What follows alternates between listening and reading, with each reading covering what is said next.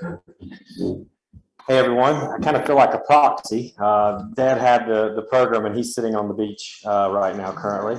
A man that needs an introduction is Stan Styers, and he'll be up to talk to you shortly. From what I've learned from the program and what you're about to hear is it comes from a high regards from Dr. Williams, and it was shared with a group at Memorial Methodist. And so I think it's going to be a great message for all of us to kind of take in today, and hopefully really get something from it. So we appreciate Stan, and here we go.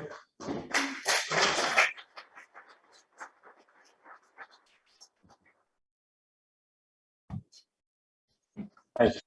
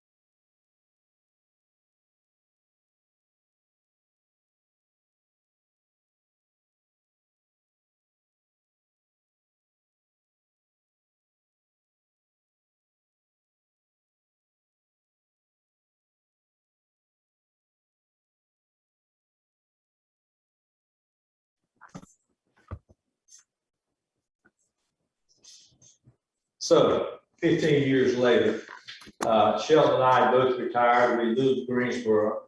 All four of our parents had passed away. Brian and Ann were married and each had 2 children. And what happened was, in that period of time, 5 years ago or so, time had slowed down quite a bit. It seemed to be in greater abundance, and we were in the grandparent mode. Many of you can relate to that. And now 5 we are more mindful than ever of the gift of time. We're still in the grandparent mode, but feeling the consequences of getting older, of the effects of Parkinson's, of losing friends our age or younger, of a pandemic that's claimed the lives of over 1 million Americans, of a political climate that threatens to destroy a democracy that I once thought to be indestructible.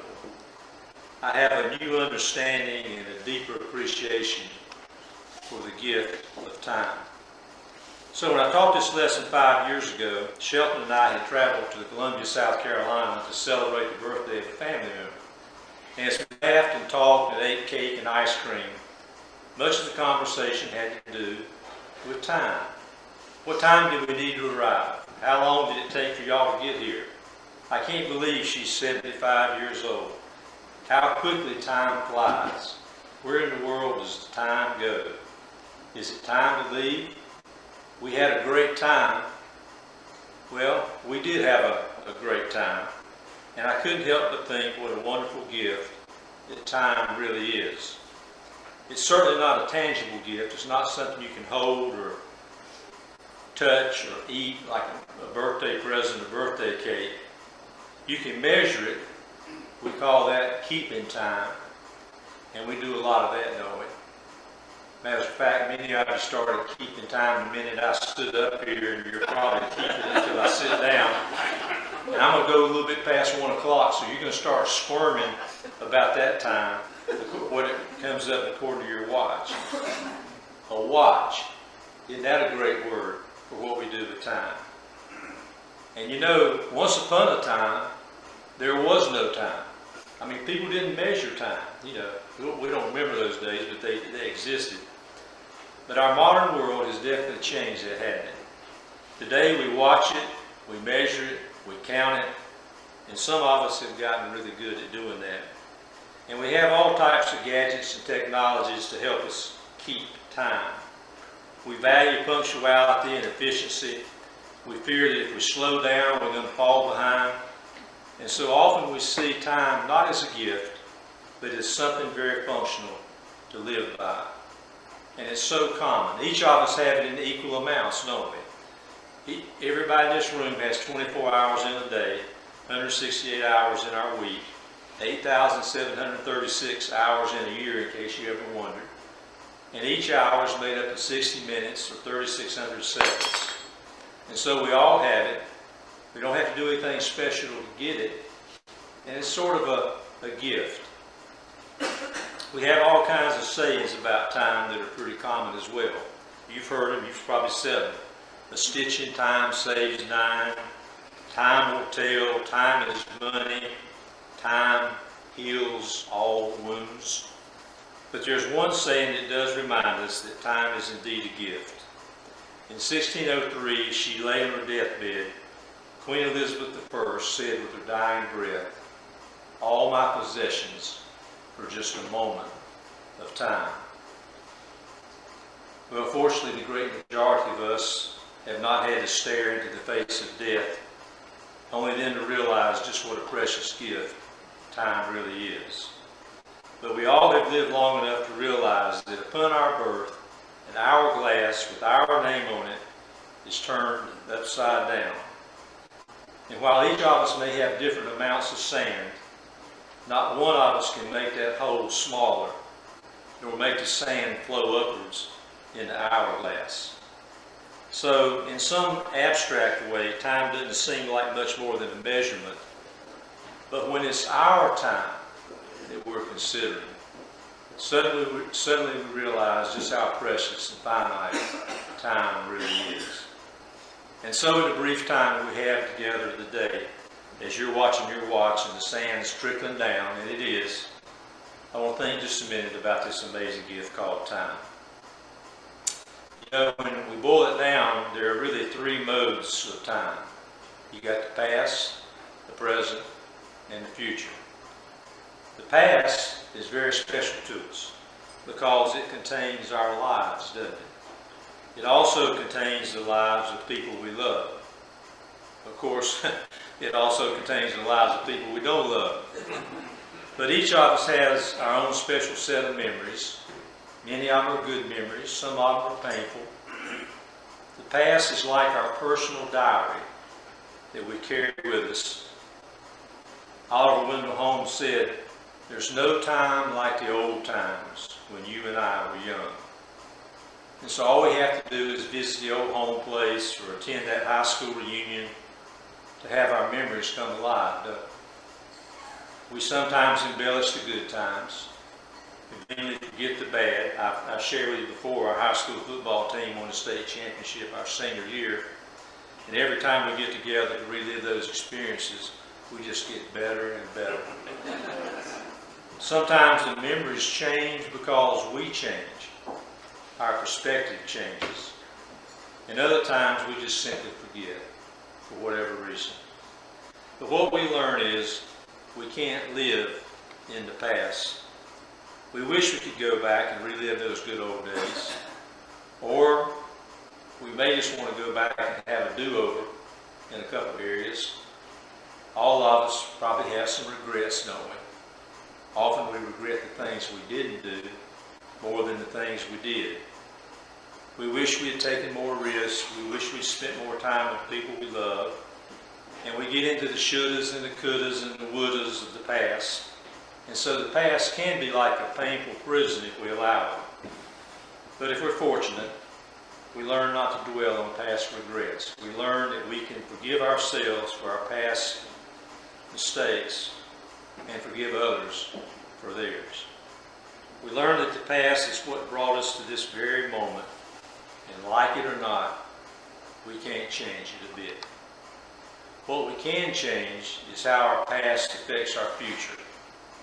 We can't make that sand flow up the hourglass, but we can move forward into the future. And what about the future? I remember seeing on a bathroom wall at Carolina some years ago some graffiti that said, "Due to lack of interest, tomorrow has been canceled." Well, we probably can identify with that sentiment. We get a little excited about and anxious sometimes about our future. That's only natural because we're going to spend the rest of our lives there in the future. I read somewhere that man is probably the only animal that can even conceive of a concept like the future. And some of us animals don't like what we see. We often fear the future. And fear is a powerful emotion. Fear of the future blocks our imagination. It paralyzes us today. And too often we don't go out and seek the life we want because we're afraid we'll fail or something bad will happen. But there's no time like the present to determine our future. And we do that by what we think, what we believe, and how we act. It's so important to have a vision for our lives, whether we're 17 or 77. It's important to know what matters most, to know what the main things are, and then to keep the main thing the main thing. I know that's easier said than done. The future can be scary, the vision can be blurry, the mission seemingly impossible. But I love what Abraham Lincoln said about the future. He said the best thing about the future is that it comes one day at a time. Well, I've thought a lot about that, and if you and I can just follow Lincoln's advice and remember that today is yesterday's future, that the future is the next 5 minutes as well as the next 5 years. And we can not only handle what the future holds, but we can also avoid spending our lives getting ready to live. Many of you remember the John Lennon line in the song that says, "Life is what happens when we're busy making plans." Too often we spend our lives planning, don't we? Not acting. I've got one of these green eggs, these charcoal grill things, and I spent a lot of time grilling out for a while, and somebody told me, said, about cooking on the grill, he said, if you're looking, you're not cooking. Well, I spent a lot of time looking at that green egg, so I guess I've not been doing a very good job of cooking. But the truth is, we spend a lot of our adult life looking, don't we? We'll take that trip to Europe once the kids get through school. When I retire, I'm going to, fill in the blank, maybe donate blood drive. I read this several years ago, you might have read it as well. A woman wrote, "First I was dying to finish high school and start college. Then I was dying to finish college and start working. Then I was dying for my children to grow old enough for school so I could go back to work. Then I was dying to retire, and now I'm dying. And I realize I forgot to live." That's pretty deep. Well, if we can't live in the past and the future never is going to come, what's left? Well, you know the answer to it before I even ask the question. The only time we ever really have is the present. Thoreau said, "The meeting of two eternities, the past and the future, is precisely the present moment." And he urged us to live in the present. Launch yourself on every wave. Find your eternity in each moment. Wonder how we're doing, you and I, with Thoreau's advice. really honest, if I'm completely honest, I don't always do so well. I've gotten a little better since I retired, but too often times I see time as an enemy instead of as a gift. I still wish that Congress would pass a law requiring a 26-hour day instead of 24. I finally get everything done. But deep down inside, I know if I had a 26-hour day, then I'd just be waiting for a 27. Plus, I realize that Congress can't pass any kind of law these days. 20 years ago, when I taught that lesson for the very first time, I cut an article out of Time magazine that was entitled "The Rat Race: How America Has Run Out of Time." Now, this is 20 years ago, find it. You know, Lily Tomlin said the thing about being in the rat race is even if you win, you're still a rat. But in this article, the author was a lady named Nancy Gibbs, and she wrote that time had become our most precious commodity. And while it seemed once free and flexible, it now seems scarce. And she cited a survey that showed that leisure time had shrunk, the average work week had grown, vacations had shortened to long weekends, and the Sabbath was for, you guessed it, shopping. And she noted the dramatic impact these changes had had on the American family. Things like the handwritten note, the hand-carved table, the baking cookies from scratch, all those things had become rare and scarce. And our computers are whirring, the satellites are spinning, our iPhones are ringing and texting, and many of us are out of breath. And the technology here is increasing the heartbeat of our culture. There's more information available in one day now than any individual could ever consume in a lifetime. And our time-saving devices are actually causing us sometimes to work harder.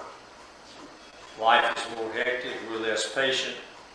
I was sharing with the RL Pope class, when I was at the Y, I had somebody call me one time and tell me my fax machine was busy. I'm like, have you got nothing better to do? I certainly do. But in Nancy Gibbs' article, she cited the fact that 70% of all married couples both work, getting the laundry done, getting the kids to school, even tougher on single parents. We could go on, but Thoreau would probably have a stroke. Gandhi famously said that there's more to life than increasing its speed. And I would just add that life is more than meeting deadlines. Notice the first syllable of the word deadline. So Thoreau's comment, live in the present, find eternity in the moment. It's okay to cherish the moments of the past by remembering. It's fun to enjoy future moments by anticipating. But our greatest joy lies in the present moment. And it's there we should spend our time. I'm going to carry a little Sunday school into this talk. Hope you'll forgive me for doing this, but Jesus told us this over 2,000 years ago. There's a story in Luke, it's a short story. Jesus is visiting the home of two sisters as they invited him for a meal as he was on his way to Jerusalem. Once he arrived, one sister, Martha, busied herself with getting the meal ready. And the other sister, Mary, just sat down on the floor at Jesus' feet and listened to him talk. And Luke tells us that Martha was sort of the jittery type, you know, and she was fretting about the meal and whether it was going to be ready on time. And finally she went up to Jesus and said, it doesn't seem fair that my sister just sits here while I do all the work. How about telling her to come and give me some help? And Jesus said to Mary, or Martha, said, Martha, dear friend, you're so upset over all these details. There's really only one thing worth being concerned about, and Mary has discovered it, and I'm not going to take it away from her. He was telling those sisters, just like he's probably telling us, that the food was fine, but the fellowship, the communion of the present moment, was what he valued the most. You may have experienced this type of communion of the moment in your own life. I've had the privilege of experiencing that as Shelton and I became grandparents.